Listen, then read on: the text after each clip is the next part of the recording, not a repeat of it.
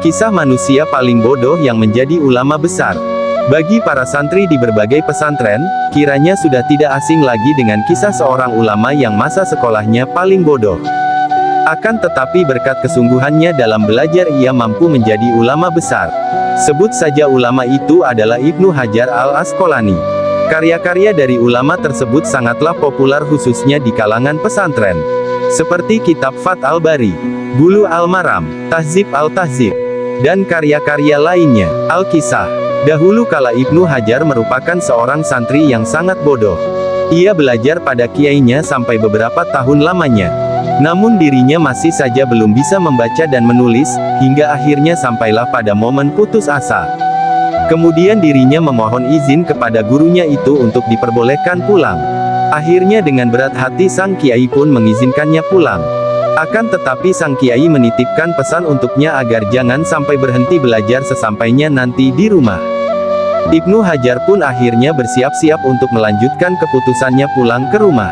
Sementara di tengah perjalanan, hujan turun sangat lebat, yang memaksa dirinya untuk berteduh dalam sebuah gua. Karena hujan tak kunjung usai, akhirnya ia memutuskan untuk lebih masuk ke dalam gua sembari duduk tenang di dalamnya. Pada saat itu, terdengarlah suara-suara dari sebuah tempat yang cukup membuatnya penasaran. Atas rasa penasaran, dirinya pun langsung mendatangi sumber suara itu. Ternyata, sumber suara itu berasal dari sebuah gemericik air yang menetes pada sebongkah batu yang sangat besar. Sementara batu yang ditetesi air itu berlubang cukup besar. Sangatlah mungkin disebabkan tetesan air yang bertahun-tahun tidak pernah berhenti. Melihat kejadian tersebut, akhirnya Ibnu Hajar merenung dan memikirkan batu yang berlubang cukup besar itu. Dirinya berpikir bahwa, batu yang besar dan keras ini lama-lama akan berlubang hanya dengan tetesan air. Sementara kenapa aku kalah dengan batu itu? Padahal akal dan pikiranku tidak sekeras batu, berarti aku kurang lama dalam belajar. Setelah merenungkan kejadian tersebut, akhirnya ia memutuskan untuk kembali ke pondok pesantren dan tidak jadi pulang. Selain itu, semangatnya pun tumbuh lagi untuk belajar kepada gurunya. Dan sampailah ia ke pondok dan memegang dengan kuat semangat untuk belajar lebih tekun dan keras lagi. Bahkan dirinya tidak mau mengenal lagi putus asa.